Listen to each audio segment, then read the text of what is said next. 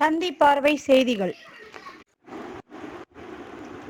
ராமநாதபுரம் மாவட்டம் ஆர்.எஸ். மங்கலம் பேரூராட்சி 12வது வார்டு முகமது கோயா தெருவில் முன்னாள் பேரூராட்சி தலைவர் சிராஜ் நிஷா அஜ்மல் கான் வீட்டின் எதிர்ப்புறம் அமைந்துள்ள மின்கம்பிகள் மிகவும் தாழ்வாக உள்ளது. இதனால் உயிர் பலி ஏற்படும் முன் தமிழ்நாடு மின்சார வாரியம் அதிகாரிகள் இதனை உடனே சரி செய்து தரும்படி பொதுமக்களும் சமூக ஆர்வலர்களும் கோரிக்கை வைத்துள்ளனர்.